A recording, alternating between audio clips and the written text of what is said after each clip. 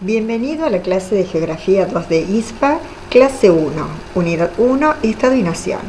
Bueno, en esta oportunidad lo que estudiaremos son los cambios políticos en el mundo, como también los procesos de la globalización, el afianzamiento del capitalismo, el surgimiento de los bloques regionales. Vamos a comenzar con conceptos muy importantes para poder comprender esta materia, que es el de Estado y Nación. Bueno, todos escucharon hablar de Estado y Nación y muchas veces se toman como sinónimos, sin embargo no lo son. Vamos a ver que el Estado es la organización política jurídica de una sociedad que habita en un determinado territorio en el cual existe un gobierno que ejerce su soberanía, es decir, su poder sobre la población que está en ese territorio y sobre ese territorio. O sea, el Estado sería como el sinónimo de un país. En el Estado tiene que haber un territorio, tiene que haber una población, tiene que haber un gobierno y leyes. En cambio, cuando hablamos de nación, nos referimos al conjunto de personas que están unidas por su historia, cultura, valores y se sienten parte de una comunidad. Bueno, ya teniendo en claro estos conceptos y también pensemos que cada estado tiene límites, que los límites políticos son arbitrarios, son puestos por el hombre y que esos límites cambian porque surgen problemas, surgen conflictos que pueden ser de carácter económico, político, étnico, religioso y se pueden solucionar de diferentes maneras. La peor de todas es a través de la guerra. A veces, por suerte, los países pueden entrar en negociaciones y cuando no logran ponerse de acuerdo, también recurren al arbitraje de un tercero. Pero retrocedemos un poco en el tiempo para ver qué pasó cuando finalizó la Guerra Mundial. Bueno, en ese entonces quedaron divididos el mundo en dos bloques. Uno fue liderado por Estados Unidos, que fue el mundo occidental, también acompañado por Europa, que tenía un modelo capitalista o liberal. Por el otro lado, la zona oriental, el comunista, liderado por la Unión de las Repúblicas Socialistas Soviéticas, conocido como la URSS. Bueno, para poder entender tenemos que comprender y conocer qué es un sistema capitalista liberal. Es en el que vivimos nosotros.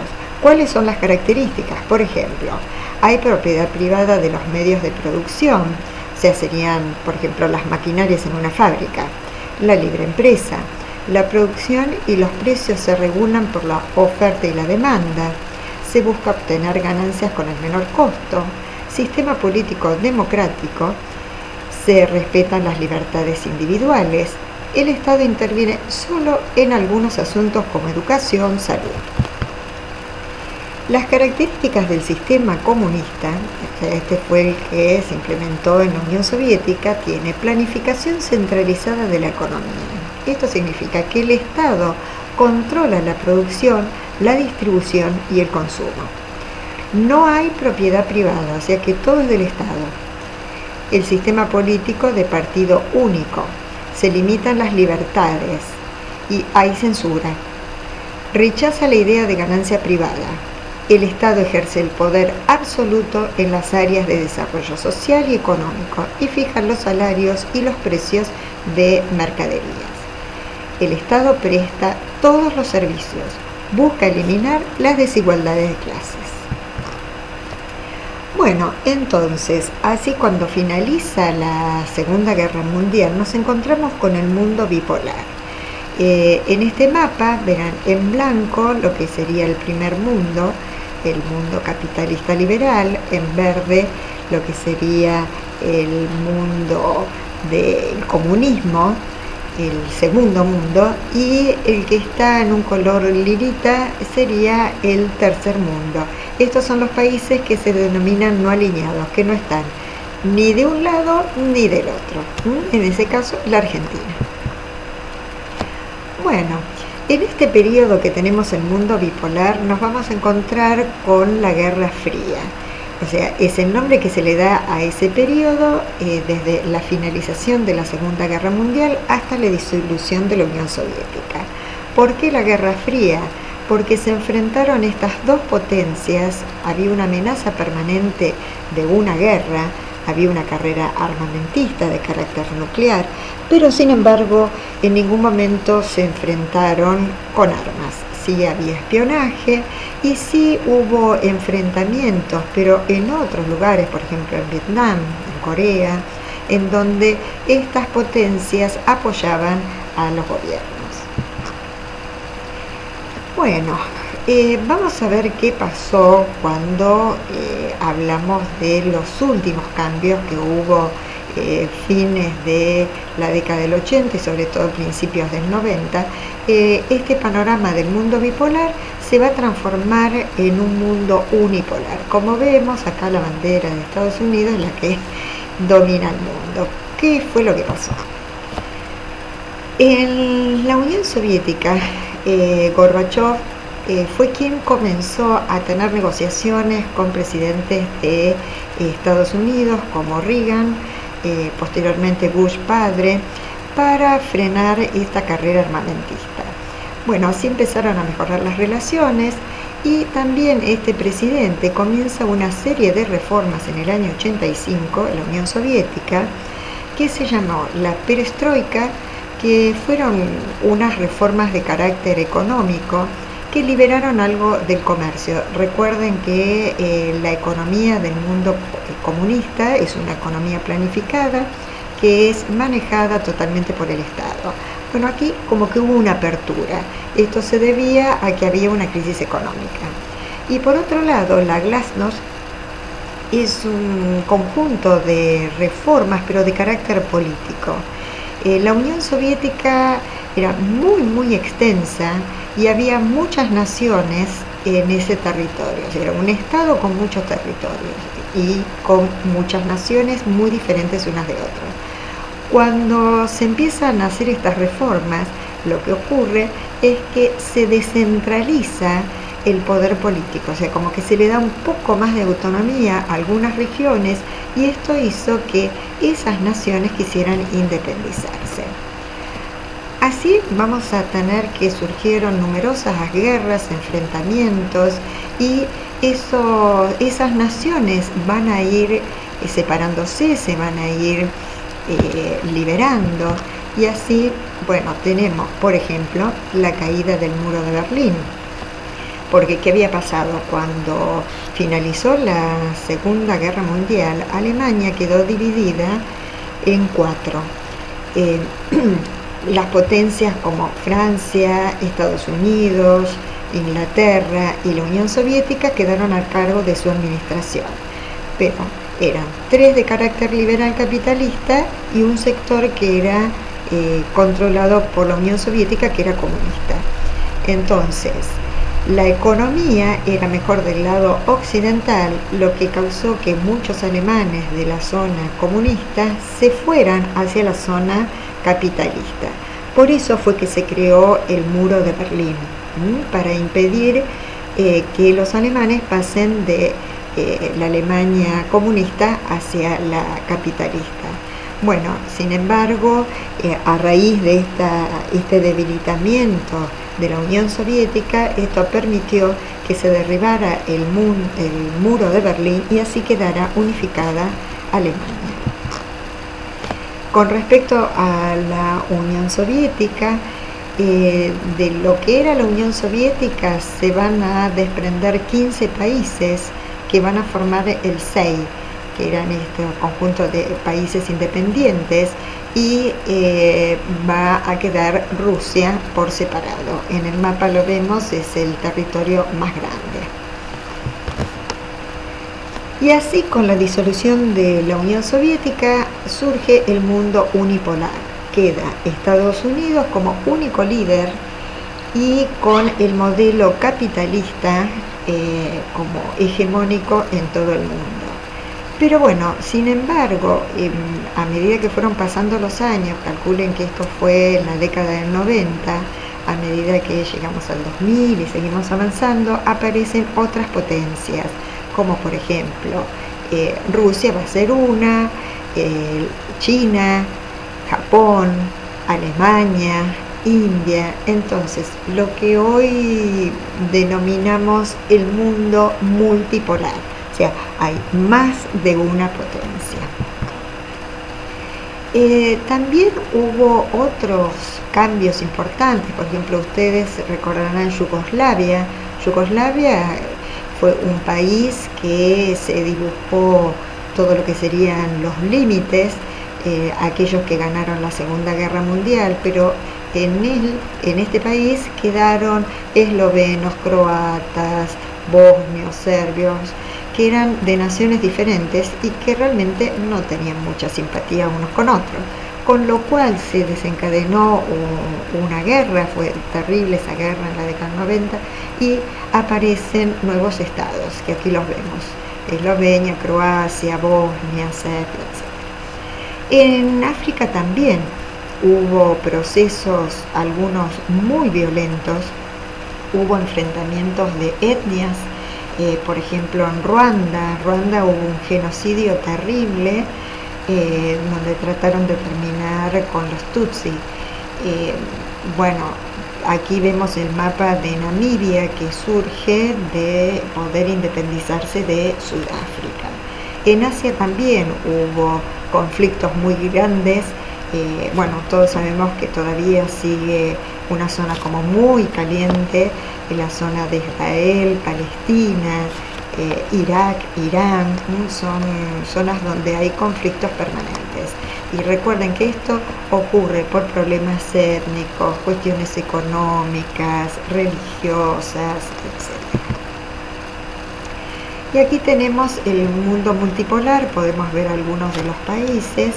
Fíjense, tenemos por acá Estados Unidos. Alaska pertenece a Estados Unidos. Brasil es un país muy importante. Lo que sería toda Europa, sobre todo occidental, Rusia, China, Japón, India y Sudáfrica. Bueno, vamos a cambiar de tema. Vamos a empezar ahora, ¿qué pasa hoy con la información? Vamos a entrar en un tema que tiene que ver con los adelantos tecnológicos, la comunicación y lo que llamamos la globalización. Miren, hubo una crisis del petróleo en el año 1973, que hizo que las empresas empezaran a pensar en qué podían invertir, que no tuviesen que usar tanto petróleo. Y entonces invirtieron en la investigación científica y aparecen, por ejemplo, el láser, el microchip, Internet, y esto realmente produjo una gran revolución. Y así hablamos del mundo globalizado. Por ejemplo, aquí tenemos una imagen de Londres en donde vemos McDonald's, Coca, Samsung. Vemos también en Buenos Aires a McDonald's, vemos a CTI. Bueno, son empresas internacionales y es como que es raro decir, bueno, en Londres vemos que está Burger King y McDonald's, y también en Argentina.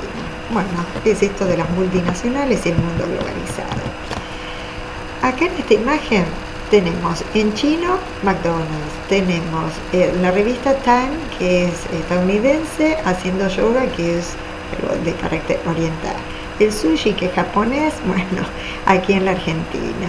Música rockera, digamos, y fíjense que son orientales. Bueno, este es el mundo globalizado.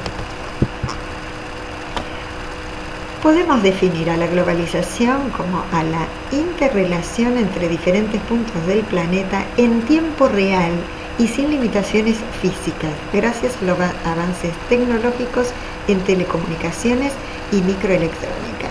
¿Qué es lo que pasa? A través de estos cambios, el microchip, por ejemplo, nos permitió tener una computadora en casa. Internet nos permite la comunicación instantánea. Entonces, ustedes desde su casa pueden estudiar, pueden realizar una compra a lo mejor de un producto de China, pueden hacer una operación bancaria, comprar un pasaje. Bueno, este achicamiento en el tiempo de este mundo, a eso llamamos globalización. Pero bueno, ustedes tienen este cuadrito, este mapa conceptual en su módulo y fíjense, vamos a tratar de entenderlo. La globalización es una fase del capitalismo. El capitalismo como que se reafirma en la edad moderna, pero después como que cada vez va creciendo más y en la globalización se dice que es la última fase del capitalismo. En este predomina la dependencia entre las empresas y el Estado. Hoy hay empresas que tienen más poder que un Estado, o sea que a lo mejor generan más riquezas que el Producto Bruto Interno de un país. A la vez es la unificación del mundo de las relaciones económicas, políticas, sociales, culturales. Tiene algunos aspectos son muy positivos, por ejemplo, toda la parte científica, cultural, cuando hay un adelanto enseguida llega a todo el mundo. Y tenemos que los elementos, por un lado, lo político, que son las reformas del Estado, que ya lo vamos a estudiar en Argentina. En lo económico, la reestructuración productiva y se buscan procesos de integración, que son los bloques económicos, como por ejemplo el Mercosur. Esta pregunta, ¿qué es la División Internacional del Trabajo? A lo mejor ya lo estudió en historia. En el siglo XIX, en el mundo se produce una división de los países que son industrializados, como por ejemplo Inglaterra, Francia, Japón, Alemania, Estados Unidos, y los países productores de materia prima, entre ellos Argentina. Sin embargo, con el tiempo fueron cambiando, porque hoy en día no podemos hablar de países industrializados. En un momento uno habló como sinónimo de país industrializado como país desarrollado. ¿Por qué? Porque en esos países la calidad de vida de la gente es mejor. Y los que son productores de materia prima tienen menos desarrollo económico, un nivel más bajo de vida. Esto se debe a que los productos industrializados tienen un mayor valor agregado, o sea, uno gana más plata vendiendo un producto industrializado que si vende una materia prima. No es lo mismo vender un celular que vender soja. Entonces, como que siempre se usó como sinónimo país industrializado como país desarrollado. Hoy eso cambió, hoy tenemos una nueva división internacional de trabajo. ¿Por qué? Porque esos países poderosos, que son los desarrollados, han instalado fábricas en países subdesarrollados, o sea, en países más pobres. ¿Por qué? Porque no hay tanto control impositivo, no hay tanto control del cuidado del medio ambiente, los salarios son más bajos. Entonces, hoy podemos tener países que son subdesarrollados, que son bastante pobres, la gente no vive muy bien y sin embargo sí tienen industria. El asunto es que esas industrias son de capitales de los países desarrollados. Y ellos son los que deciden cuándo se invierte, si se quedan, si se van y establecen las reglas de juego. Vamos a aclarar un poquito cuáles fueron estas transformaciones en las formas de producción. Cuando yo hablo de las formas de producción me refiero a las formas de fabricar. En un principio tenemos el Fordismo y con la globalización, con todos estos adelantos técnicos, aparece el post-Fordismo. Veamos cuáles son las diferencias. El Fordismo surge a principios del siglo XX, es producción en serie. El producto se realiza en su totalidad en la planta industrial, que eran en esos países desarrollados, ¿no? En Estados Unidos, en Inglaterra. Bueno, como dice acá, fabricación en países industrializados. Está el taylorismo, que consiste como el estudio científico del trabajo. Se pensaba que si una persona hacía un trabajo en forma reiterada, iba a hacerlo más rápido, con lo cual podía hacer una mayor producción y así abaratar los costos. Una producción rígida. O sea que son productos con poca variedad, mucha durabilidad y bajo costo. Sin embargo, en el posfordismo tenemos que comienza después de la crisis del petróleo, como les había dicho, las empresas empiezan a buscar otra forma de producir ganancias en donde no tenían que usar petróleo. Y eso continúa hasta el día de hoy. Se usa el ensamblado, significa que está la fragmentación de la producción. Por ejemplo, en un país a lo mejor se fabrica el motor de un auto, en otro se fabrica el interior, los asientos, el tablero, en otro se fabrica todo lo que es el chasis y después se ensambla, se une. Bueno, hoy tenemos la fabricación en los países centrales, que serían estos países más ricos, los desarrollados, y los periféricos, que serían los países más pobres. El toyotismo, esto surge en Japón por la empresa Toyota, que son círculos de calidad.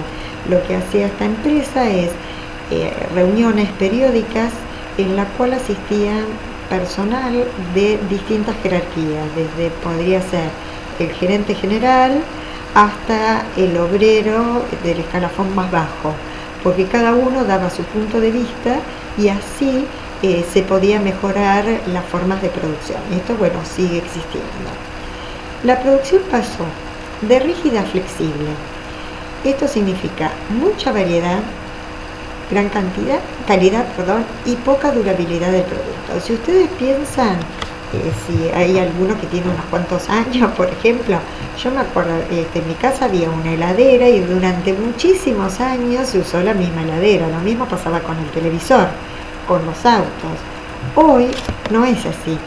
Hoy a lo mejor tenemos un televisor, funciona bien, y de repente aparece uno que es más lindo, que es más chatito, que puedo conectarlo a internet, entonces uno lo cambia. Lo mismo con los celulares, aparecen distintas aplicaciones, entonces ya el celular que tenía ya no me sirve, o como tienen poca durabilidad, porque se reemplaza por algo, un producto de mejor calidad. Esto hace que la gente consuma, por eso estas empresas están invirtiendo un montón de dinero en lo que es la investigación para mejorar los productos. En el fordismo el insumo básico es el petróleo, o era el petróleo, el trabajo monótono, muy así como especializado, una persona siempre hacía la misma tarea, ¿no? Y sí había una marcada separación entre lo que era el trabajo intelectual y el físico. Y gran intervención del Estado. El Estado se llama Estado de benefactor. Es el Estado que interviene, por ejemplo, limitando las horas de trabajo de los obreros, dando beneficios con aguinaldos, vacaciones pagas. Es un Estado muy presente en la parte social. En el posfordismo, el insumo básico es la ciencia y la tecnología. Los trabajadores con alta capacidad de adaptación al cambio y a realizar diferentes tareas. Esto lo tienen que tener muy presente. Hoy la demanda que hay cuando se busca a alguien para trabajar es esto de la flexibilidad de poder adaptarse a los cambios, como también el trabajo grupal.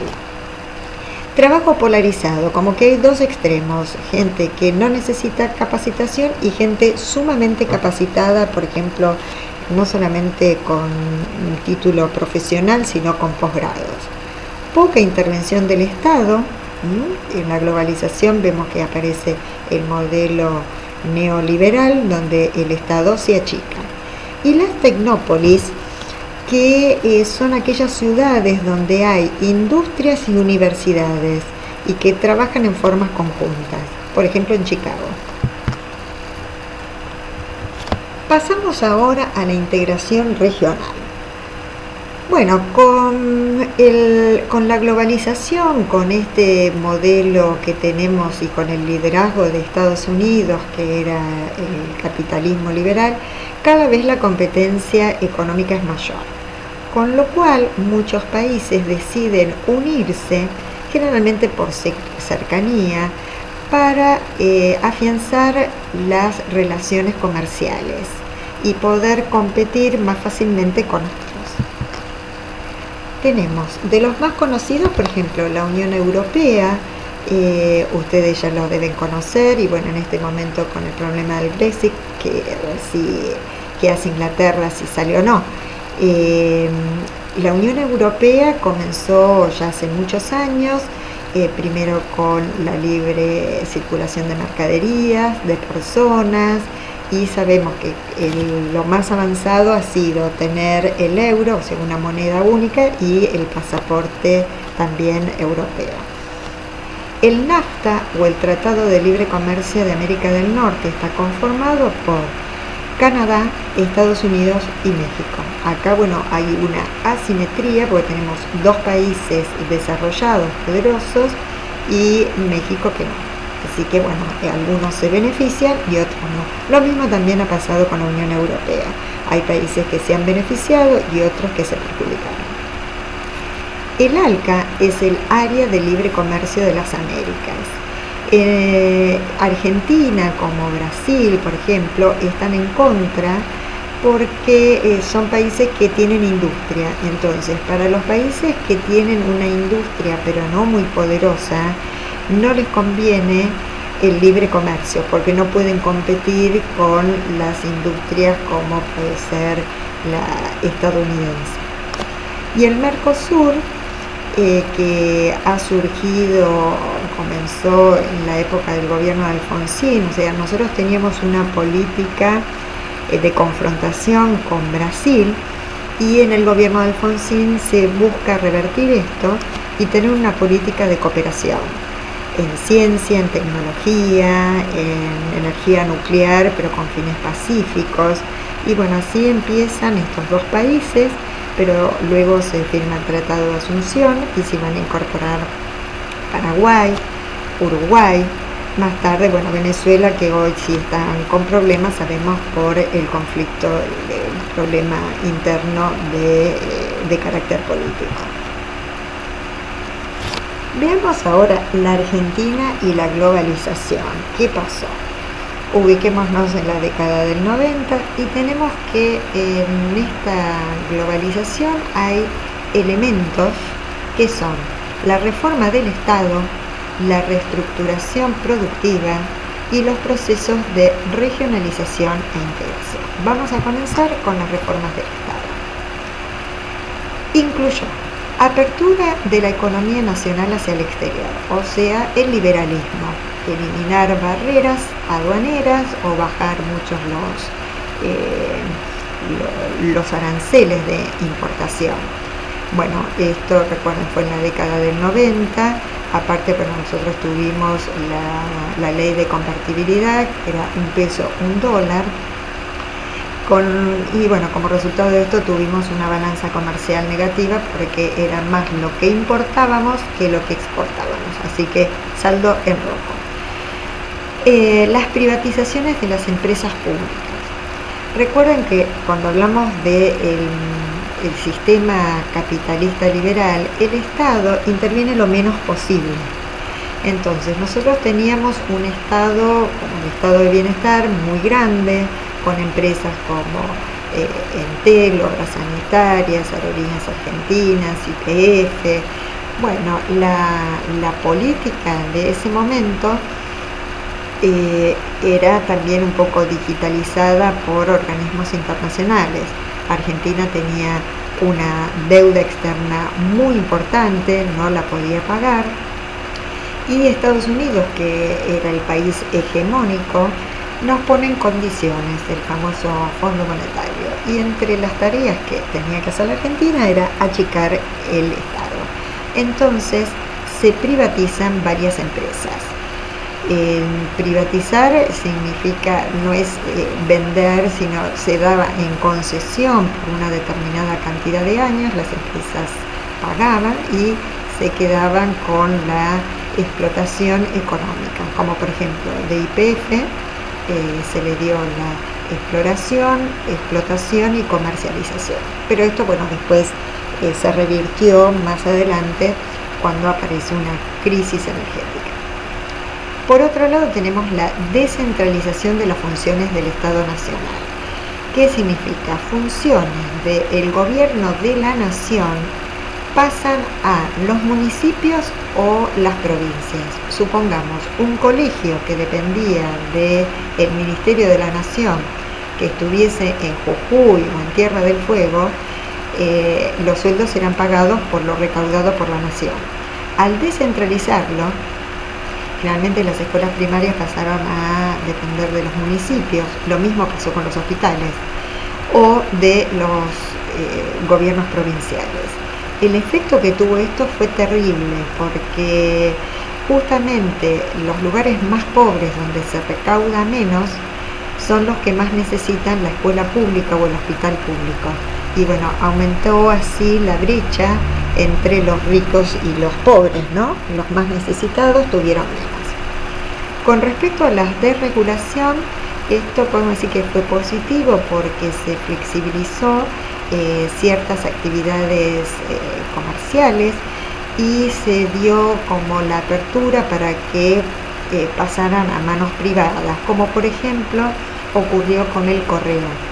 El correo era monopólico, solamente podía pertenecer al Estado, pero después surgieron otros correos privados más pequeños, y no confundan con la privatización, porque el correo argentino se privatizó, después bueno, volvió a ser del Estado, pero desregular es como que se permite la actividad privada, como que se sacan trabas. Y la disminución del gasto público, sí, esto es terrible porque en el gasto público tenemos lo que es salud, por ejemplo, educación, bueno, y ya sabemos cuáles son las consecuencias de esto.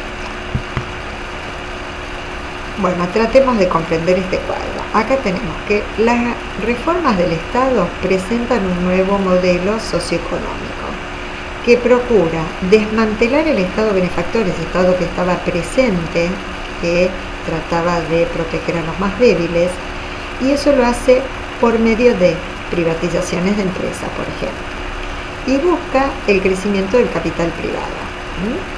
Aquí también tenemos lo mismo. Busca liberar la economía, acá procura la crisis del socialismo, bueno, esto sería una de las causas, ¿no?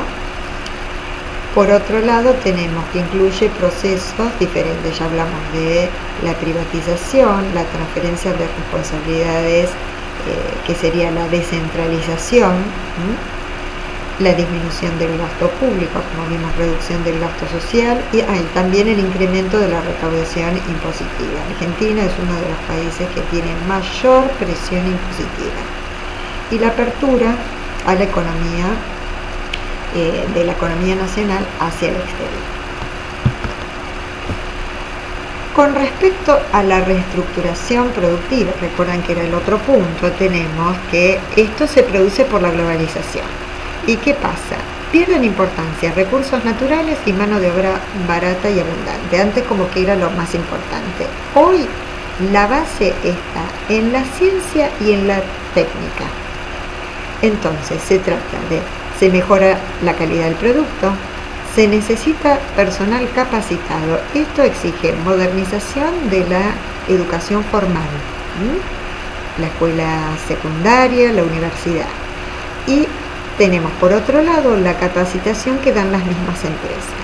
Y lo que hace también este proceso de ciencia y técnica, buscan que se abaraten los costos.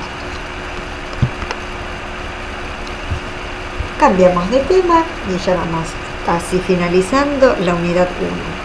Tenemos las organizaciones supraestatales y la Argentina. Cuando hablamos de organizaciones supraestatales estamos por encima de los estados, en estos organismos internacionales, como por ejemplo la ONU.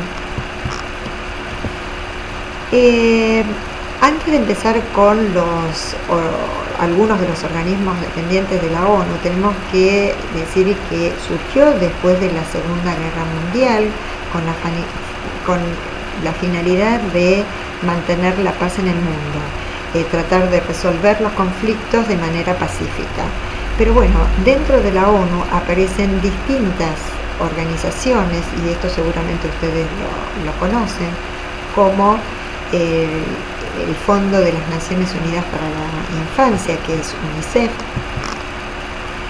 La OMS, la Organización Mundial de la Salud, que procura la investigación y ayudar a los países para que mejoren la calidad de vida. La Organización de las Naciones Unidas para la Agricultura y la Alimentación, que es la FAO, por ejemplo, asesora a distintos gobiernos para mejorar la producción de alimentos, por ejemplo, producción agrícola, ganadera, también en cuestiones de forestación. La Organización Internacional de Trabajo, también, que trata de favorecer el trabajo digno, que la gente pueda realizarlo en buenas condiciones y con buenas pagas. El famoso Fondo Monetario Internacional, que es el que presta plata, pero bueno, después hay que pagarlo y ahora tenemos una deuda. Parece que la Argentina está condenada a tener deudas, pero bueno, el Fondo Monetario, la idea es poder ayudar a los países cuando lo necesitan. Y el Banco Mundial también presta plata, pero es más específico. Por ejemplo, si se necesita para una obra de infraestructura, para un hospital, para escuela, entonces da ese préstamo concretamente para utilizar con un fin bien determinado. Pasamos a la OEA, que es la Organización de los Estados Americanos. Sus propósitos: defender la democracia, proteger los derechos humanos, fortalecer la seguridad, luchar contra las drogas ilegales, promover el libre comercio y la lucha contra la corrupción. Pertenecen todos los países de América, salvo Cuba. La OPEP es la organización de los países exportadores de petróleo, como por ejemplo Irak, Venezuela, Kuwait, Emiratos Árabes. Bueno, lo que tratan de que haya un precio justo para los países productores de petróleo y también garantizar el mismo para los países que lo necesitan. Y tenemos a la OTAN, que es una organización del Tratado de Atlántico Norte. Esta surgió como para la defensa en el caso de algún tipo de ataque de la Unión Soviética. La Unión Soviética tenía una política expansionista de ir incorporando a otros estados, y bueno, así es como lo que sería Europa prácticamente, y sobre todo Europa occidental, forman parte de este tratado, como también Estados Unidos. Bueno, hemos llegado al final de esta unidad, con lo cual le propongo que vaya estudiando, haga todas las actividades que tiene. Miren que hay actividades que tienen autocorrección. Cualquier duda que surja, no dude en consultarlo a través del foro o a través de un mail. Así que no se atrase, no espere a la segunda unidad, vaya estudiando, vaya haciendo resúmenes, haga subrayado, para ir incorporando todos estos conocimientos. Así que me despido y nos vemos la clase próxima. Hasta luego.